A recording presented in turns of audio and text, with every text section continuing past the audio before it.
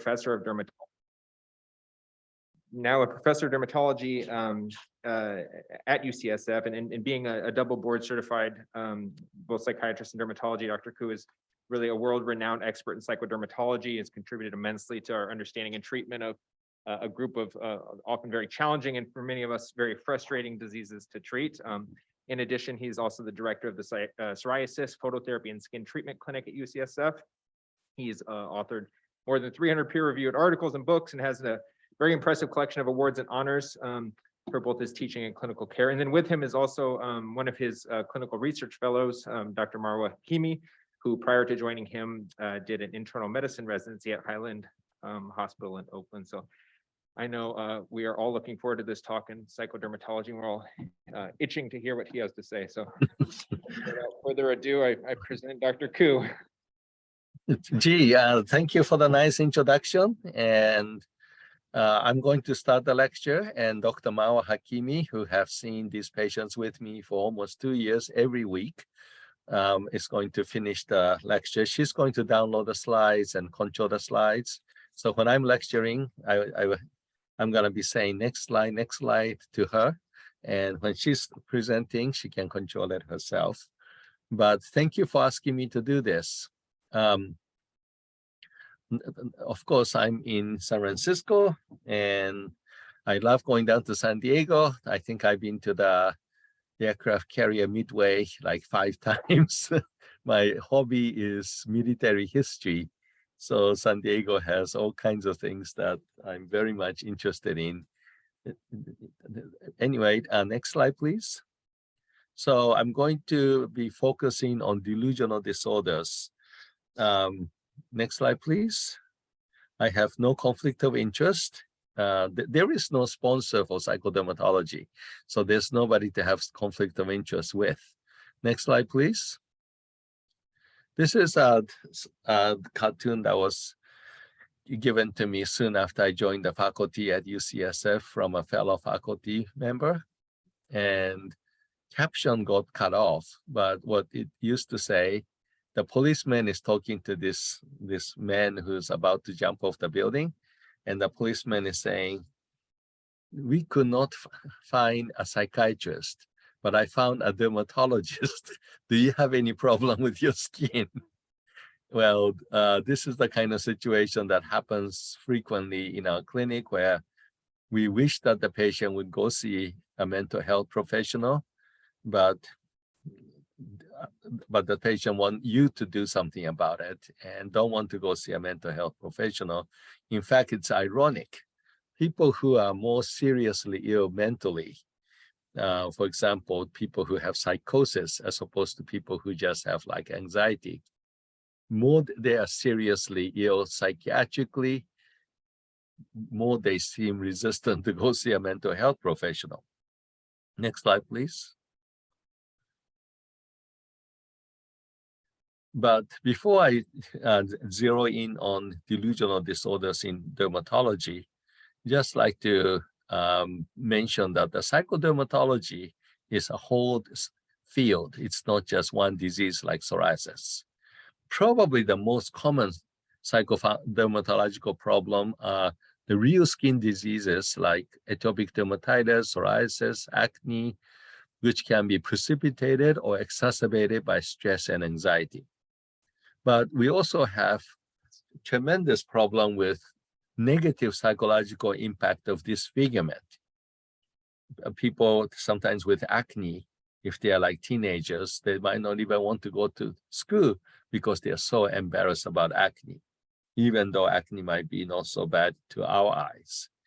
Then there are people who have nothing wrong with their skin, but create their own problem. Psychogenic excoriations, also called neurotic excoriations, delusions of parasitosis. There are a whole lot of disease, factitious dermatitis, trichotillomania, onychotillomania. I can go on and on about how many conditions people can actually create for themselves when there's really nothing wrong with their skin or hair or nail. And then there are delusions of parasitosis. Then there are pruritus, which is the #1 symptom in dermatology. How much people are distressed by pruritus also have a lot to do with whether the patient is happy or relaxed versus unhappy, depressed, anxious, and so forth. Lastly, personality disorders can be important in dermatological practice.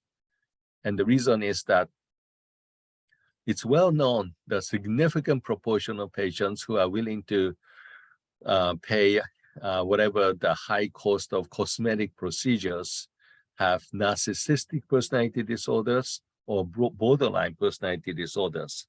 And if you don't recognize that you're dealing with those kind of personality disorder, it could lead to a huge havoc in your practice.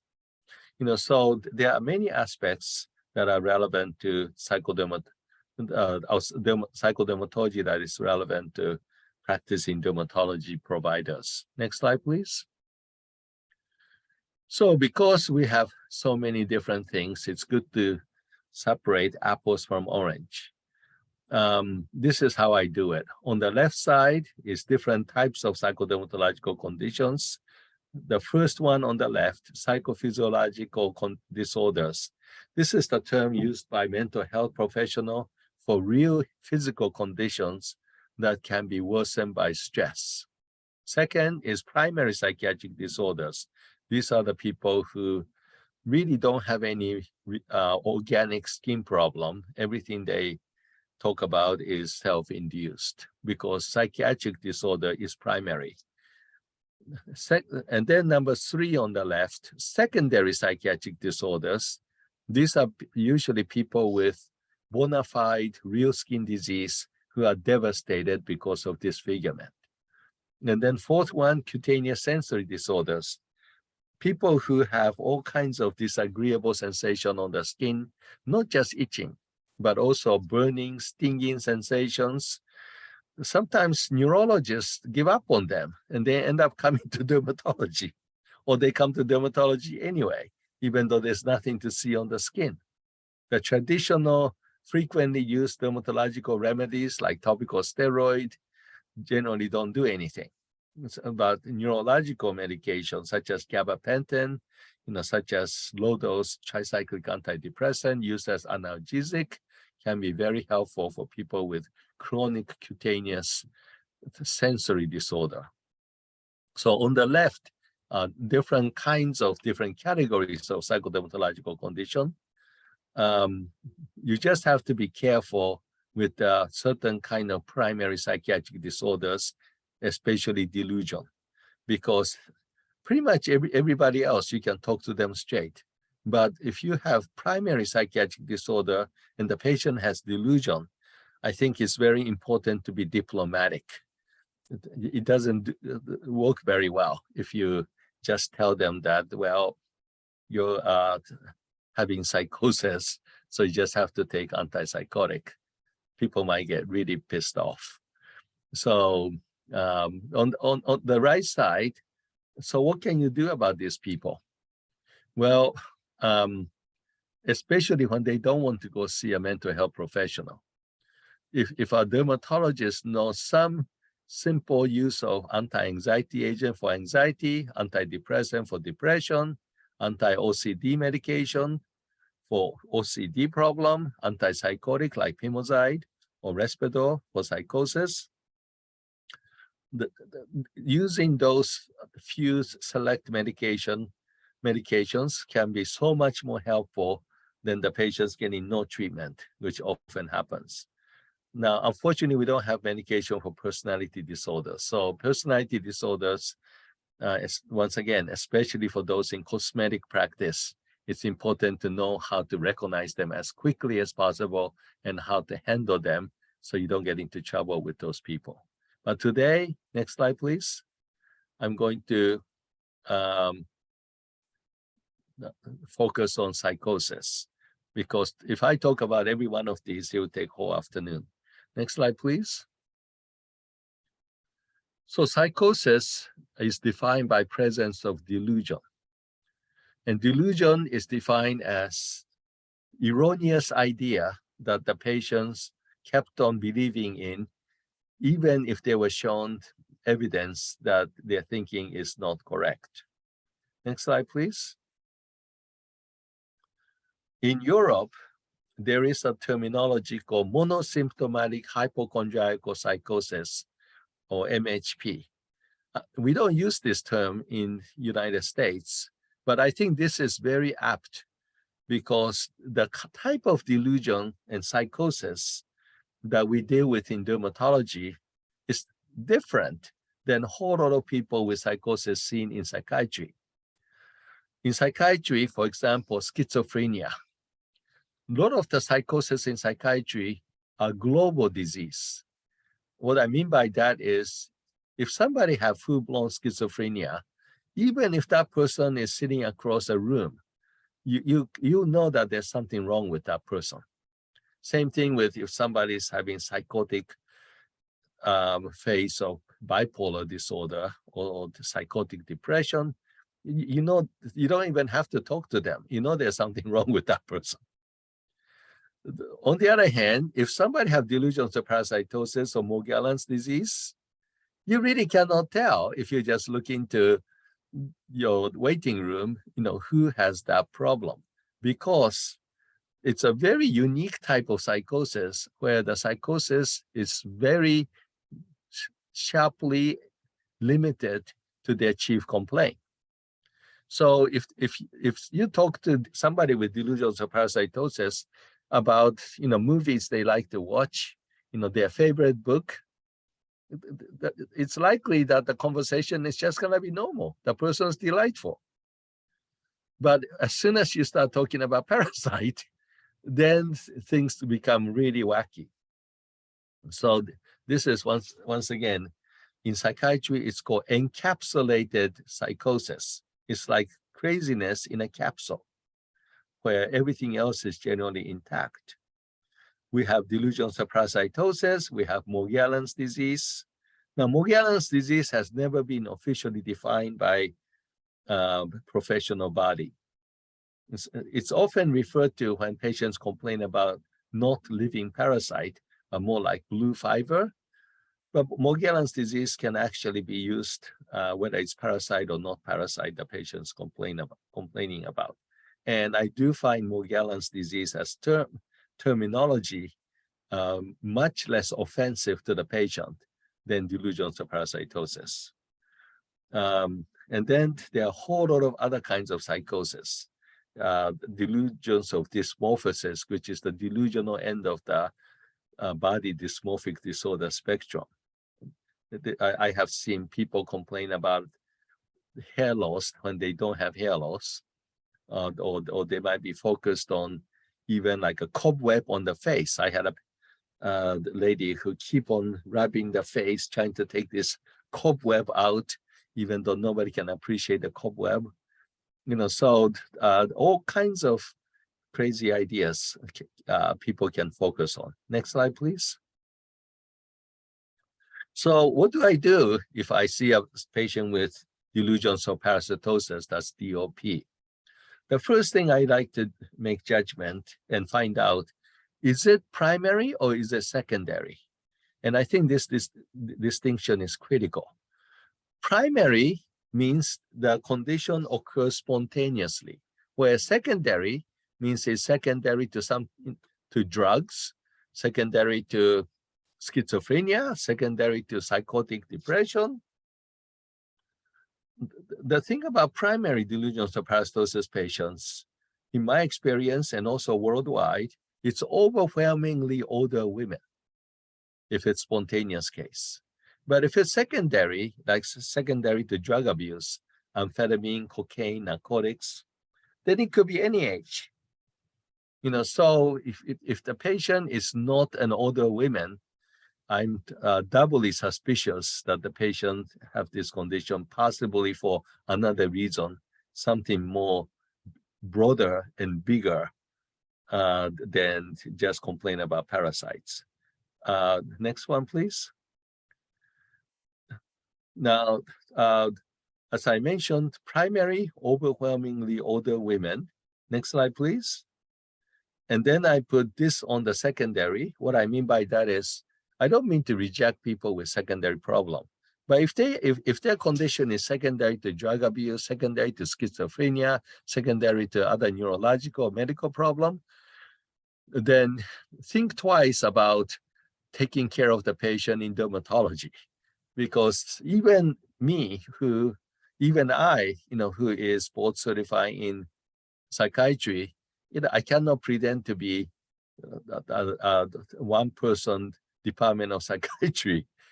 So most of what I'm going to be talking about has to do with the primary spontaneous cases. Next slide, please.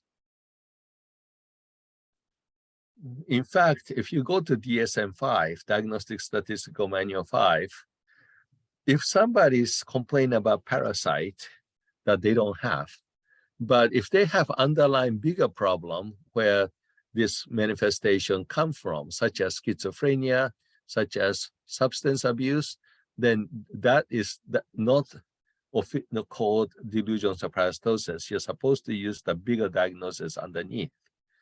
And oftentimes in medical literature, that distinction is not made.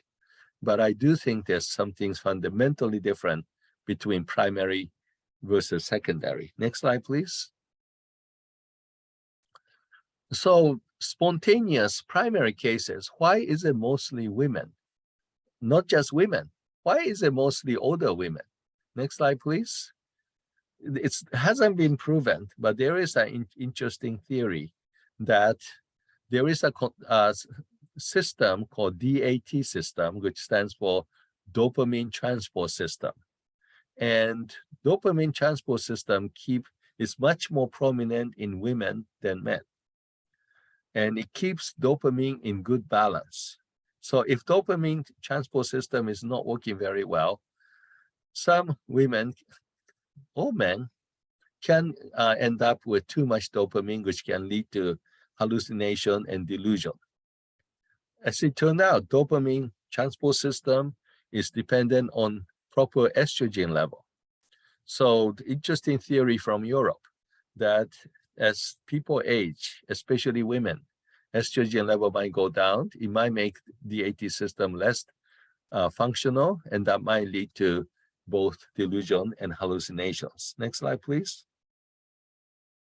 And this is one of the many papers from Europe, mostly from Italy, regarding when DAT system goes down, people might end up having more cutaneous hallucinations if this involve the part of the nervous system that transmit the sensations. Next slide, please.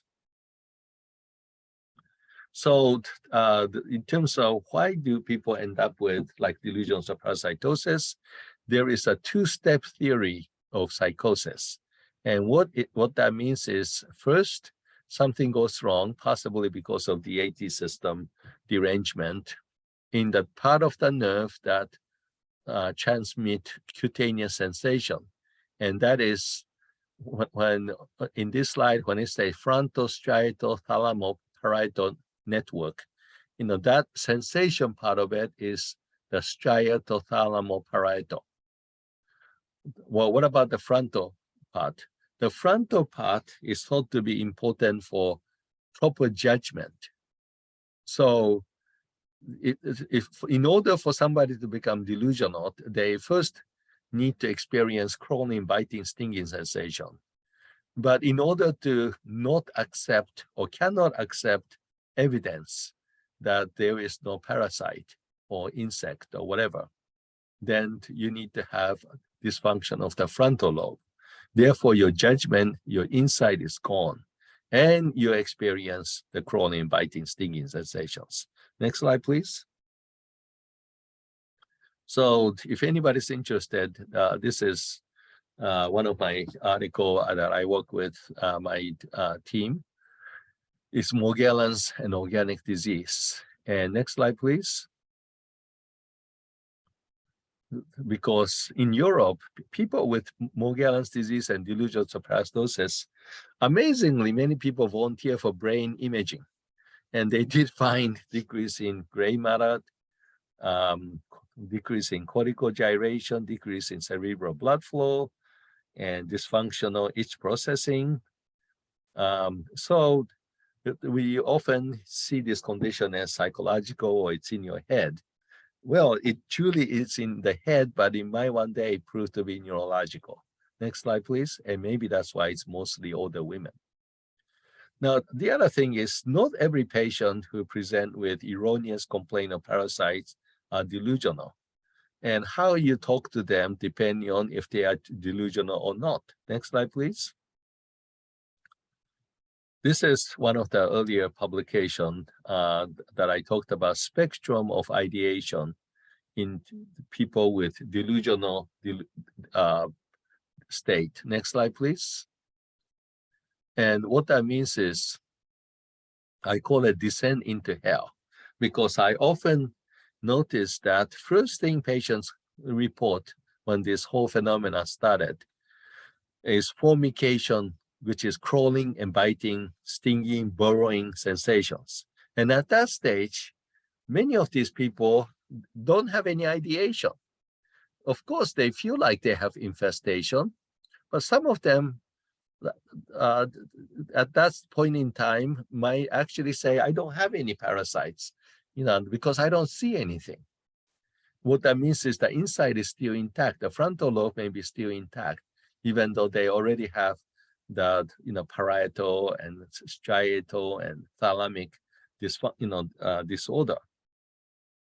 But people who just have formication with no ideation, they usually don't make it to dermatology. They might just be talking to primary.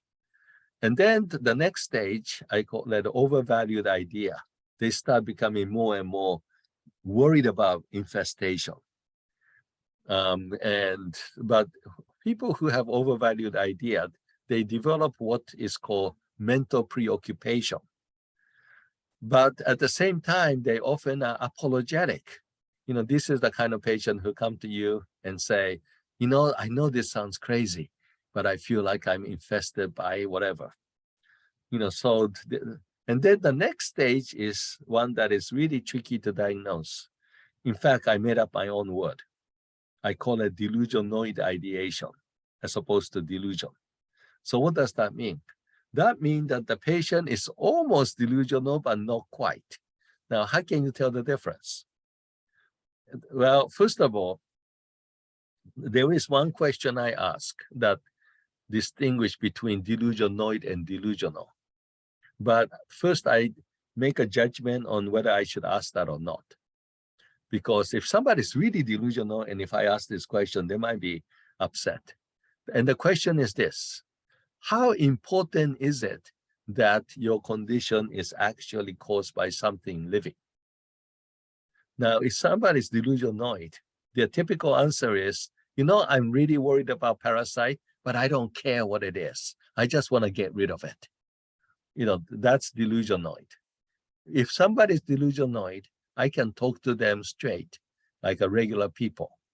But if somebody's delusional, and if the patient especially start getting upset that I even ask the question, when it's so obvious to the delusional patient that this is because of parasite, then I have to backpedal and try to calm the situation, or make sure the patient is not pissed at me for asking that question. But if somebody is delusionoid, then it's so much easier to talk to the patient. I can talk about neurological possibility. I can talk about using different medications, and the conversation is more normal two-way conversation. Whereas people who have delusion, it tends to be one-way conversation. But most people who are delusional are still interested, or I can get them interested in treatment. And I was talked about how I do that. However, there are small proportion of patients, tragically, that I call terminal delusion. And this last group is like so extremely into their delusional idea. They're not even interested in getting better.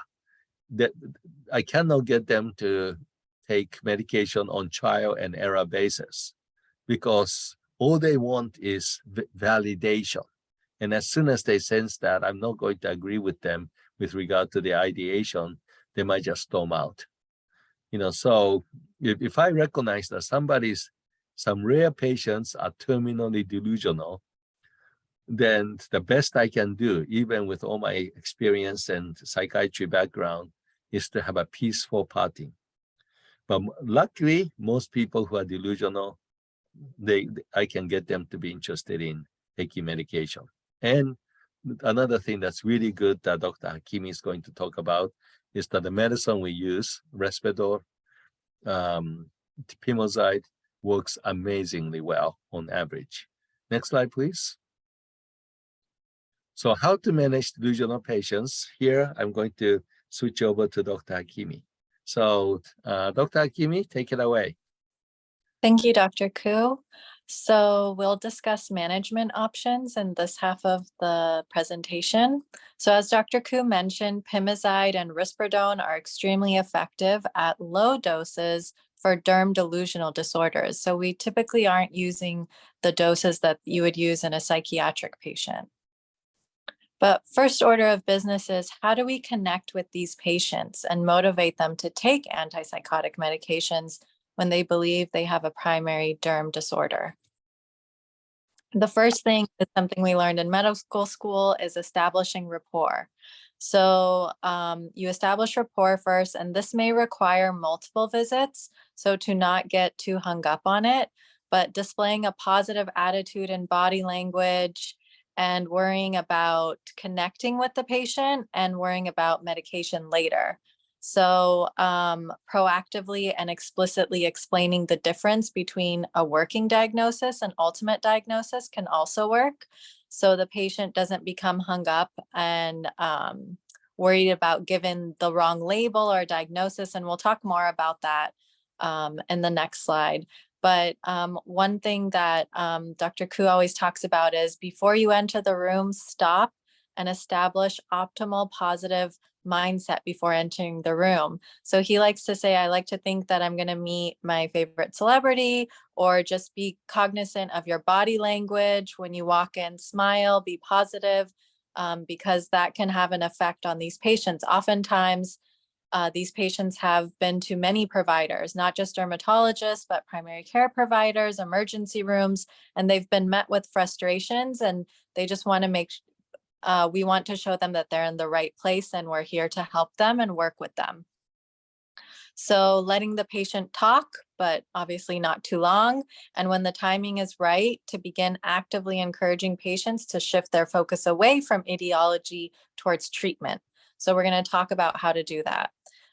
So after you've mentally primed yourself for the visit and keeping in mind the welfare of the patient in your mind, knowing that these visits can take a little bit longer than your typical dermatology visits that are 10 to 15 minutes long, can also help. So oftentimes you can schedule these patients at the end of your clinic, when you don't have to worry about needing an MA or other staff to help you with these patients.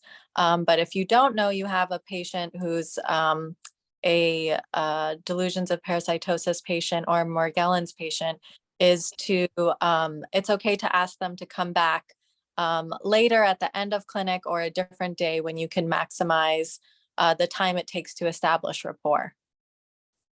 Another thing that can help with establishing rapport, besides getting the full history and not writing off the patient too quickly, is to take some blood tests, which is helpful as well, especially vitamin B12, TSH, and a tox screen, as well as taking a full history and doing your due diligence to do a full skin exam. Oftentimes looking at samples that the patients bring in this can help and show that you're having a collaborative effort between you and the patient.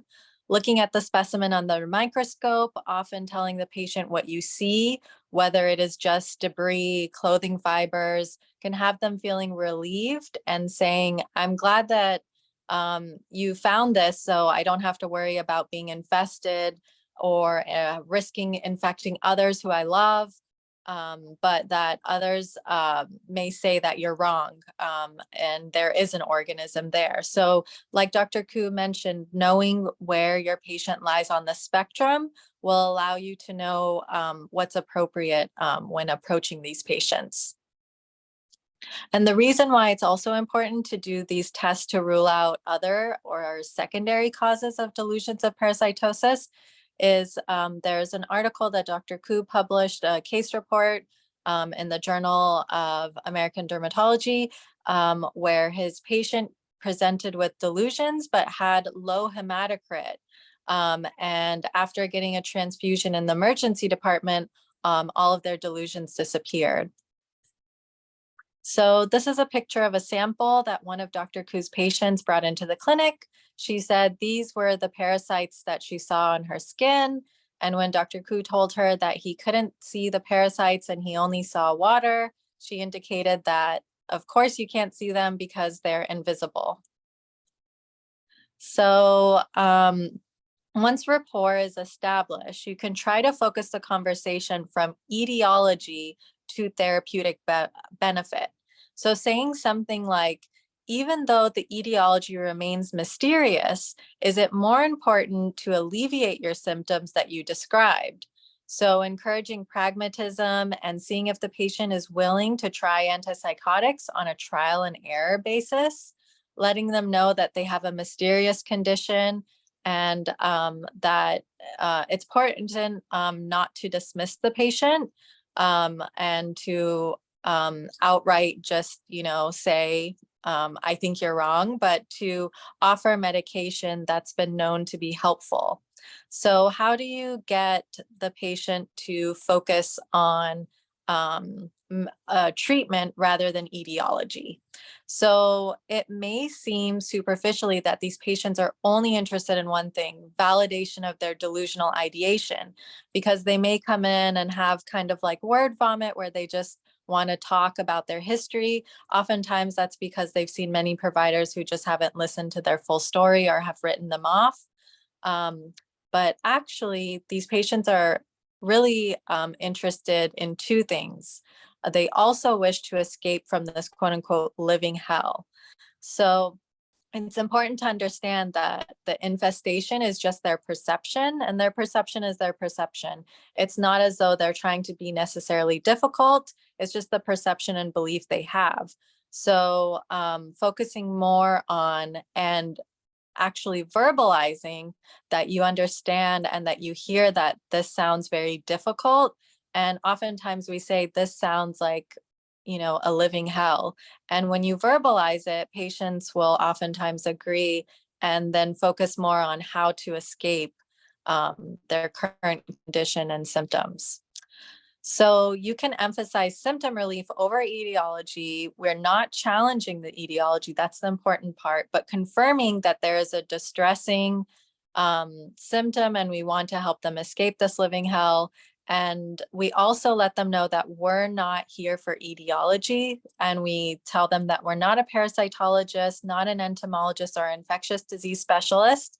And we try to emphasize how miserable the condition is and that we've seen people escape from this living hell by using these medications, either Pimozide or Risperdal, and that we're here for treatment on a pragmatic trial and error basis. And if they're interested in etiology, that we're the wrong people to explore this, but that they're welcome to come back to clinic and discuss treatment at any time, and we have an open door policy. So as we discussed, Pimozide and Risperidone are extremely effective at low doses. Pimozide is historically the most commonly used medication, and that's because it has no psychiatric indication. Its only FDA indication is for Tourette's syndrome, actually, which is helpful to patients that may be resistant to taking antipsychotic medication or who may have looked up the medication after you discuss it. Pimozide does have a higher risk of tardive dyskinesia than the newer antipsychotics, but it usually is unlikely to occur at low doses. And worldwide, there was actually only been one case that's been reported. And we actually have one patient in all of Dr. Koo's history that just also experienced tardive dyskinesia. This patient has been on Pimozide at a higher dose for many years. And we haven't experienced this with our other patients who are often able to get off Pimozide in a shorter course. So we like to dose Pimozide using this trapezoid dosing plan. So you start the dose at half a tab. They come in 1 milligram tablets, and then you increase by half a tab every 2 to 4 weeks. You want to monitor for symptoms and also have a discussion about expectations. We let our patients know that they usually won't see benefit till we get to 3 milligrams. So it's important to keep that in mind because some patients may become frustrated if they don't see a benefit right away. Once you have reached a dose where the patients notice a response, and sometimes this can be before 3 milligrams, this is the effective dose, and you want to continue this until their symptoms, whether it's crawling, biting, stinging sensation, clears or almost clears, which usually causes the mental preoccupation to decrease. So you want to continue this for another 3 to 4 months. This is to limit reoccurrence. So after this time period, we taper. The taper phase of Pimozide is decreasing it by half a tab, the same way that we increased it every 2 to 4 weeks. So this is a slow taper. And we talked about the potential side effects of tardive dyskinesia. If this happens, you want to stop the medication right away, refer to neurology, excuse me. There are other side effects that they can experience, stiffness or restlessness. We prescribe Benadryl as needed to neutralize this. And then it can also be sedating or activating to patients. If it's sedating, we ask them to take it at night. And if it's activating, they could take it during the day. So there is a caution with Pimozide. It can increase cardiac arrhythmias and QT prolongation. This is usually seen in older patients. And so we wouldn't use this for a patient with history of arrhythmia. So we usually ask our primary care colleagues to help us obtain an EKG and give medical clearance to start the medication. But again, typically in patients who are 50 years and older and high-risk patients. You could also consider checking a potassium and magnesium. We do screening labs in all of our patients to make sure there aren't any secondary causes of their delusion. So we would have already obtained this, and you want to correct for any abnormalities in electrolyte that can cause QT prolongation. And again, in dermatology, because we're using such low doses, these side effects are very rarely seen. So some alternatives to Pimozide. If you're not able to use Pimozide for whatever reason, there is Risperidone, Abilify, and Zyprexa. So these are more dopamine D2 and serotonin receptor selective. And so this leads to less extrapyramidal symptoms and including tardive dyskinesia. The unfortunate part is all of these have a psychiatric indication. So when they pick it up at the pharmacy, or if they were to look it up, they would see that it's an antipsychotic medication. Dr. Koo prefers Risperidone. We've had great success with this. It's similar dosing to Pimozide, so it makes it easy in that sense. Other things to note is that there is a higher risk of metabolic syndrome, so obesity, high blood pressure, high blood sugar, and high triglycerides in these patients. So that's something that you would want to monitor. So today we spoke about psychosis in the right-hand category of psychopathologies. There is this option for patients who want to see Dr. Koo as a consultation. It's called UCSF Second Opinion, where a primary dermatologist manages the case, but Dr. Koo can review the notes and provide recommendations.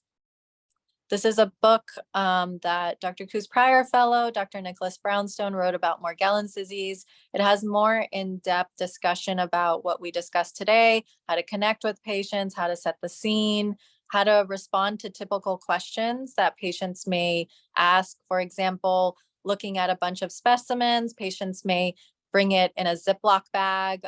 They used to bring it in a matchbox, which used to be called matchbox sign. But patients may bring a whole lot of things to your clinic. And so there's tips and tricks on how you can get patients to bring these things in a way that makes it efficient and effective for you in clinic. We tell patients to get glass slides and to, on a single slide, they could affix as many things that they think is affecting their skin. And we ask them to hold it in place with perfectly clear tape. And that way we can easily look at it under the microscope and reassure them if we see or don't see anything. And that's all. We can take any questions. Thank you all. Dr. Hakimi, thank you for doing a really good job. Let me just elaborate on one thing that Dr. Hakimi mentioned, which is that first time you see these patients, the first encounter, as Dr. Hakimi said, it's really critical, because either you connect with them or you cannot connect with them. And in my experience, try to connect with these patients in 10 to maybe at most 15 minutes that you have for regular patient appointment is probably nearly impossible. So if that's all you have, then it's almost like being set up to fail. So if I'm in the middle of a busy clinic and one of these patients suddenly show up, I do exactly what Dr. Hakimi mentioned. I temporize. And the way I temporize is, once again, I'm repeating what she said, but I listen to their, whatever they are saying intensely. If I have to act to make it look like I'm really fascinated with their complaint, then I do some acting. And after about a couple of minutes of letting them talk, then I say, wow, this is so fascinating, but you have such a complicated problem. This is more than, just somebody with acne or somebody with simple eczema. So I really want to spend time with you. And Dr. Hakimi knows this, that we tell the patient that you are our VIP patient. Please go to the front desk and let them know that you're our VIP patient. So please return to the clinic at the end of the clinic so we can spend a lot of time with you. Now, if I put it this way, right, then patients are typically happy to come back. And all my staff on the front desk know what VIP means. And so this does several things. One is that I really need an hour for the first visit. After the first visit, once we trust each other and there's a good rapport, these patients really require less time than typical dermatology patients, because after that, especially once we start medication, all we are talking about is whether to go up a little or go down a little on the medication.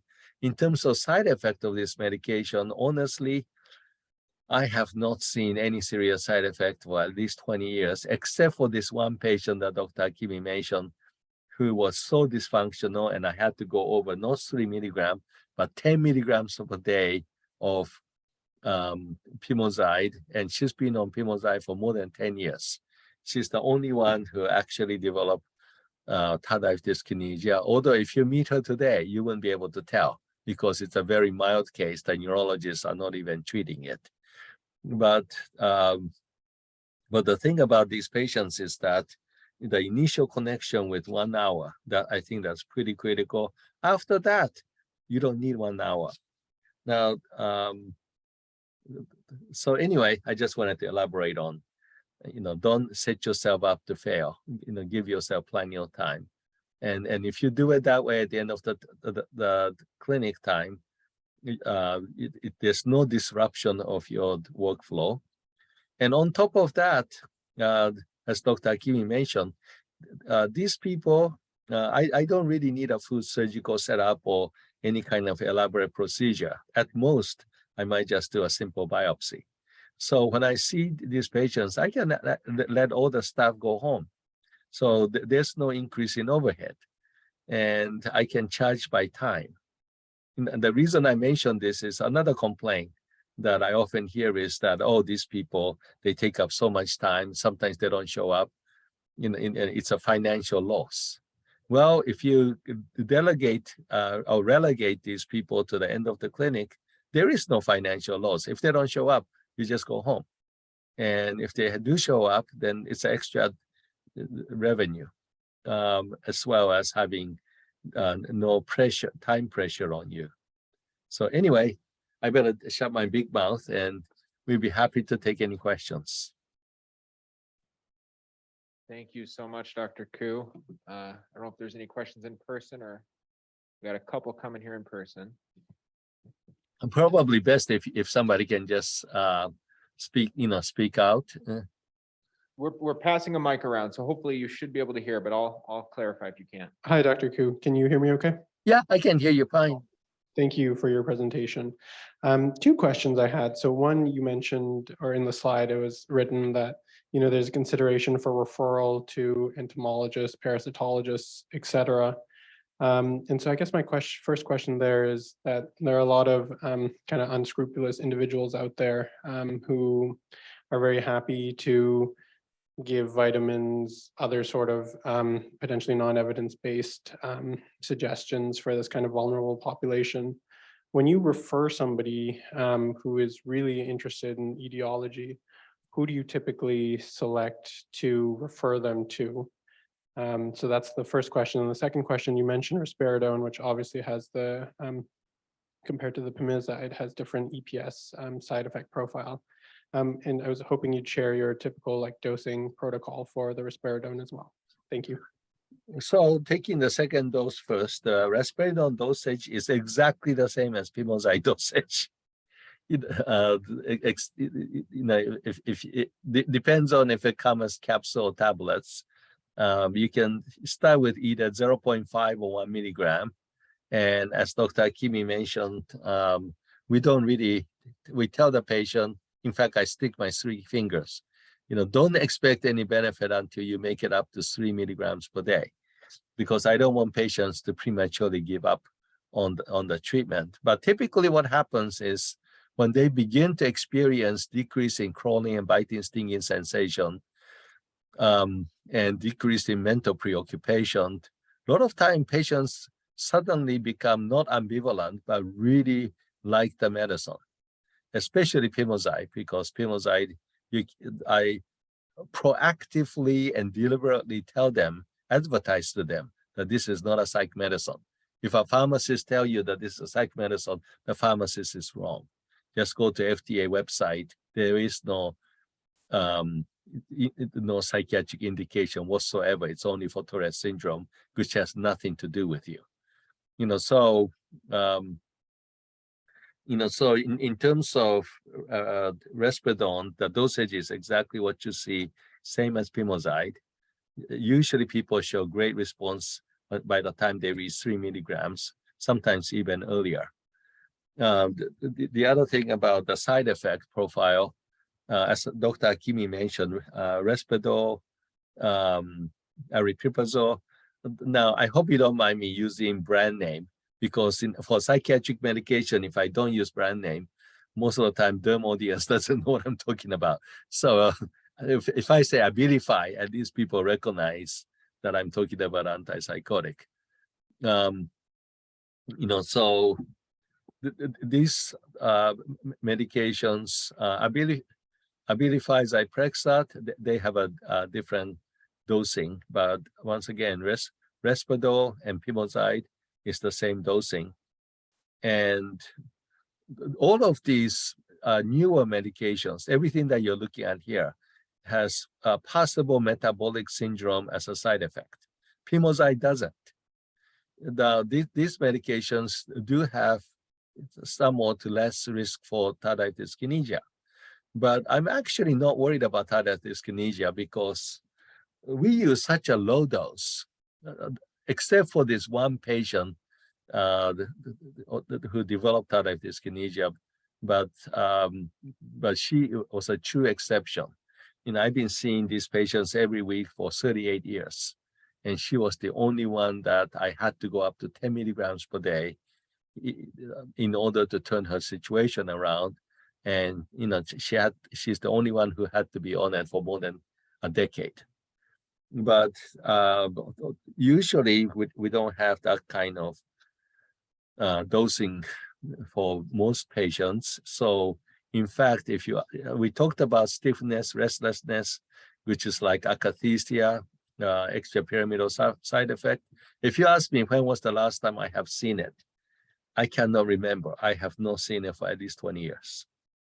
So the only side effect I have seen, other than one case of this mild tardive dyskinesia, has been mostly very rare patients who either feel activated with pimozide and therefore take it in the morning and get more things done, or feel slightly sedated and take it at night. That's about the only side effect I have seen. I have everybody carry over-the-counter Benadryl, as Dr. Hakimi talked about. I haven't had anybody who had to take it. So and with regard to the cardiac effect, I'm still waiting for my first patient with cardiac changes because of pimozide. Once again, I think we use such a low dose. Now, going back to your first question about who do we refer to, nowadays we are not able to refer people to anybody unless the primary care agree in terms of how most insurance work. So we just mentioned parasitologists, entomologists, infectious disease. We don't necessarily specify one particular person. And the reason we do that is, as Dr. Hakimi mentioned, we want them to focus on trial and error therapy. We don't want them to be just fixated on etiology, because just keep going for etiology is not going to lead to any kind of real solution. In fact, if we deal with people who keep on talking about etiology, we might be burned out because none of us are saint. So once we do our usual due diligence in terms of the blood work, in terms of looking at their skin, looking at the specimen they bring in, hopefully with a clear tape on a glass slide, then one way to minimize their fixation on etiology is to remind them or tell them that we are not, we did what we can as a dermatologist. We are not parasitologists, we are not entomologists, we're not even infectious disease specialists. If you want to pursue etiology, by all means, please go see those other people who can do more than we can. But if you're interested in empirically trying trial and error with this medication because you're tired of being miserable, then we'd be happy to try this medicine. But even if they work, we cannot tell you why they work. Now, there's a whole art on how you say that. But if you did it right, most of the delusional patients, in my experience, wanted to be on these medications. And once they start experiencing decrease in formication, decrease in mental preoccupation, then they really like the medicine. Dr. Hakimi mentioned how we go up slowly, and then in the end, how we go down slowly. We usually go down a lot slower than taper every 2 to 4 weeks, because the patients, and by that time, really love pimozide or Risperdal, and you're not in any great hurry. I'm not afraid of tardive dyskinesia with such a low dose. So it may take months before they're completely tapered off. But I take their time because they might not want to let go of this, what they then think of it as a godsend. Now, one last thing I should mention is that I've been doing this 38 years. Among people who went through this trapezoid dosing, I can honestly tell you most of them are cured. I only had 5 people who had 1 recurrence. I just repeated pimozide or Risperdal, and they were fine. And out of these 5 people, I had only 1 person who had 2 recurrences. And interesting enough, this lady, by the time she came back with 2nd recurrence, she was convinced that there is no parasite. Even though initially when she presented, she was absolutely convinced that she had parasite. She just said, well, it happened again. I know I don't have any parasite. Just give me pimozide. But most of these patients never change their mind.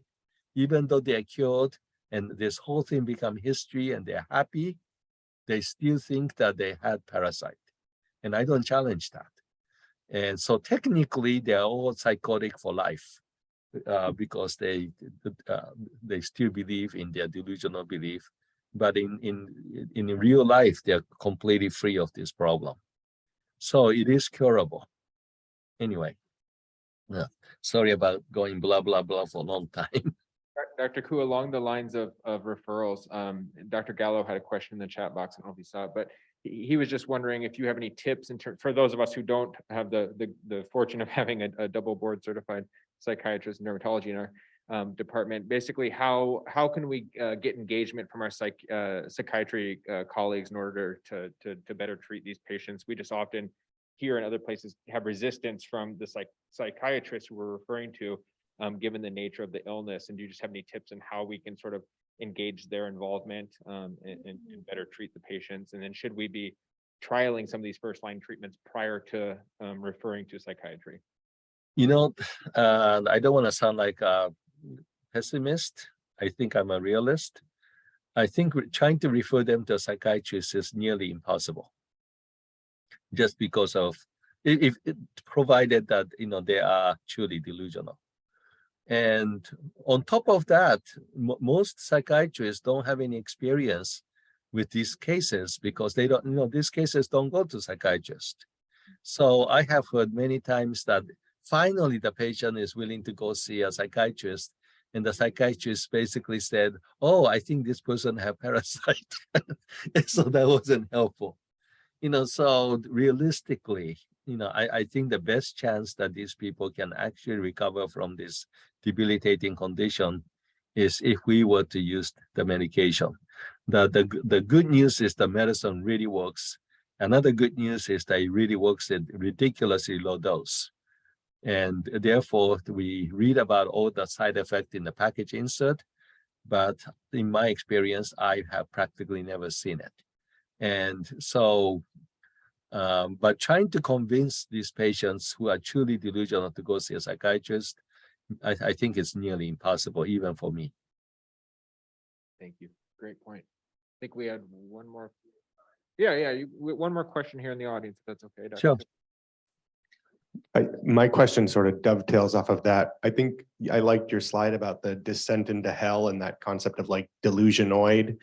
And I think we've all seen those patients who they sort of apologize for coming to see you with this, and they're also sort of unsure if this is real or not. With those patients, do you start them on medication, or do you try to redirect them or try to improve on their insight? And would you send those patients to psychiatry? If they're willing to go see psychiatry, that's fine. But in terms of studying Pimozide or Risperdal, sooner the better. I don't wait until they become delusional. If they only have formication, somebody only complain about crawling, biting, stinging sensation, Pimozide works great. They don't have to be delusional. And so delusionoid patient also, I think, now people I'm sure can study in any stage. They don't have to go through this, this descent into hell. But one thing that seems to be pretty commonly observed is longer they have this condition, more delusional they become. So the sooner you can get them started on Pimozide or other medication, the better for the patient. So I love to start this medication as early as formication only, if those people can get to me. Excellent. Well, thank you both, Dr. Koo and Dr. Hakimi, for sharing your expertise. Like, we all took a lot from this, so we really appreciate it. Thank you for giving us this opportunity. Really appreciate it from our end too. And hopefully I see you, in some place at the meetings. Take care. Bye-bye. Bye-bye.